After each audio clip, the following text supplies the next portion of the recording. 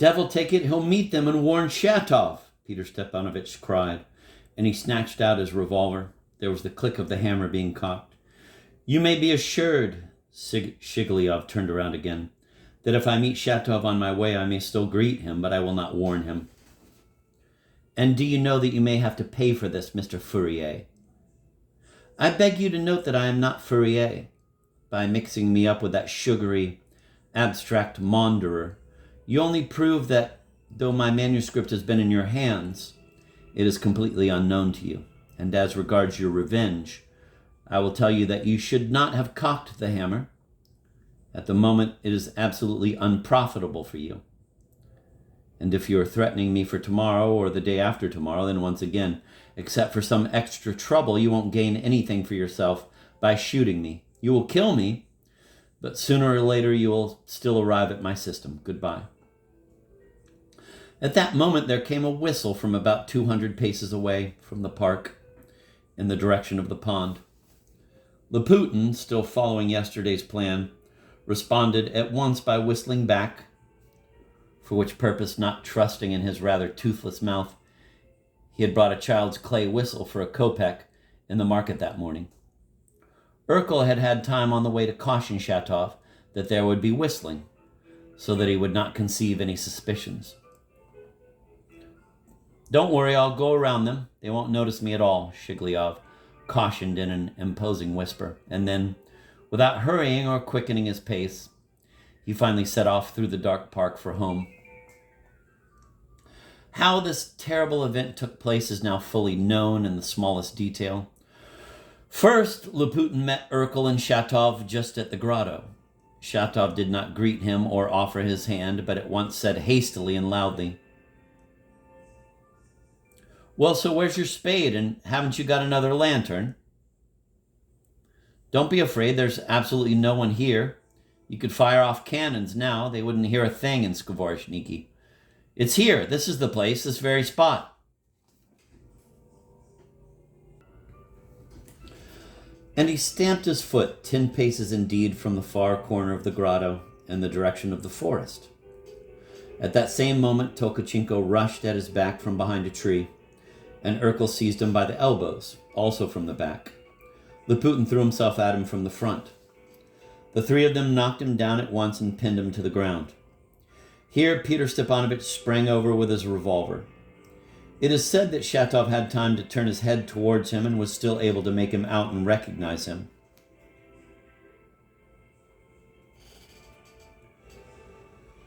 Three lanterns lighted the scene. Shatov suddenly cried out a brief and desperate cry, but he was not to cry out again. Peter Stepanovich accurately and firmly put the revolver right to his forehead, hard point blank, and pulled the trigger. The shot, I suppose, was not very loud. At least nothing was heard at Skvoreshniki. Shigliov, who had scarcely gone 300 steps, heard it, of course, heard both the cry and the shot, but, as he himself later testified, did not turn or even stop. Death occurred almost instantly. Full efficiency, though not, I think, cold-bloodedness, was preserved only by Peter Stepanovich. Squatting down, he searched the murdered man's pockets hastily but with a firm hand. There was no money. The purse had remained under Maria Ignatievna's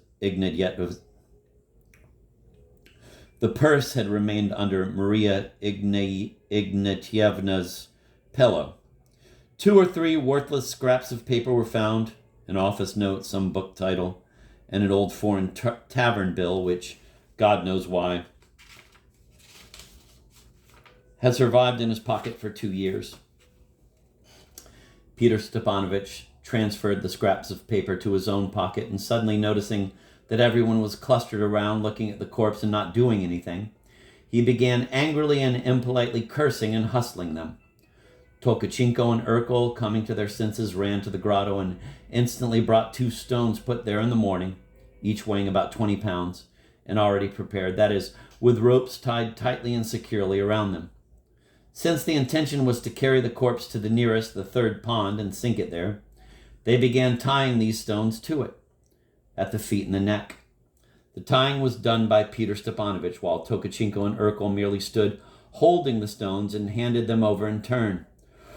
Urkel handed over the first stone, and while Peter Stepanovich, grumbling and cursing, was tying the legs of the corpse together and tying the first stone to them, Tolkachenko, during all this rather long time, went on holding his stone out at arm's length, his whole body bent sharply and as if reverently forward, so as to hand it over without delay at the first asking, and never once thought of lowering his burden to the ground in the meantime.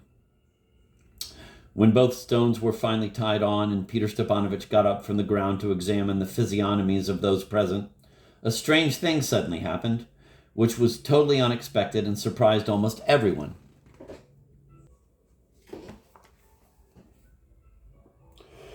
As has already been said, almost everyone was standing and not doing anything, with the partial exception of Tolkachenko and Urkel. Virginsky, though he had rushed to Shatov along with everyone else, had not seized him or helped to hold him.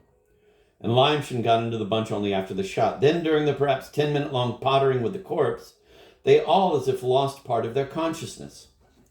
They grouped themselves around, and before any worry or alarm felt they as if only surprise. Laputin stood in front, just by the corpse. Virginsky was behind him, peeping over his shoulder with some particular and as if unrelated curiosity, even standing on tiptoe in order to see better. And Lyamshin hid behind Virginsky, only peeping out warily from behind him every now and then and hiding it again at once. But when the stones were tied on and Peter Stepanovich stood up, Virginsky suddenly started quivering all over, clasped his hands, and cried ruefully at the top of his voice, "This is not it! This is not it! No, this is not it at all!" He might have added something more to his so belated exclamation, but Lyamshin did not let him finish. Suddenly, and with all his might, he clasped him and squeezed him from behind and let out some sort of incredible shriek. There are strong moments of fear, for instance, when a man will suddenly cry out in a voice not his own, but such as one could not even have supposed him to have before then, and the effect is sometimes even quite frightful. Lyamshin cried not with a human, but with some sort of animal voice.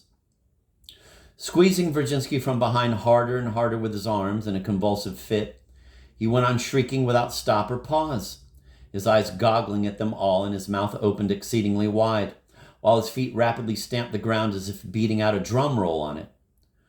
Virginsky got so scared that he cried out like a madman himself and tried to tear free of Lyamshin's grip in some sort of frenzy, so viciously that one even could not have expected it of Virginsky, scratching and punching him as well as he was able to reach behind him with his arms.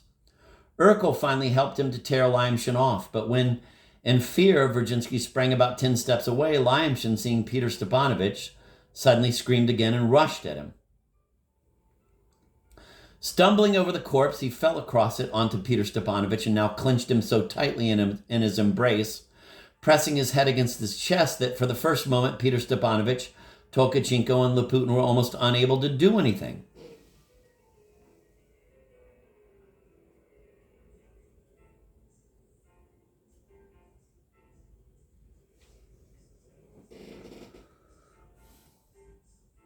Peter Stepanovich yelled, swore, beat him on the head with his fists. Finally, having somehow torn himself free, he snatched out the revolver and pointed it straight into the open mouth of the still screaming Lyamshin, whom Tolkachenko, Urkel, and Laputin had already seized firmly by the arms. But Lyamshin went on shrieking even in spite of the revolver. Finally, Urkel somehow bunched up his foulard and stuffed it deftly into his mouth, and thus the shouting ceased. Meanwhile, Tolkachenko tied his hands with a leftover end of rope. "This is very strange," Peter Stepanovich said, studying the madman in alarmed astonishment. He was visibly struck. "I had quite a different idea of him," he added pensively. For the time being, Urkel was left with him. They had to hurry with the dead man. There had been so much shouting that it might have been heard somewhere. Tolkachenko and Peter Stepanovich raised their lanterns and picked up the corpse at the head. Laputin and Virginsky took hold of the feet and lifted. With the 2 stones, it was a heavy burden, and the distance was more than 200 steps. Tolkachenko was the strongest of them. He tried to suggest that they walk in step, but no one responded to him, and they went on haphazardly.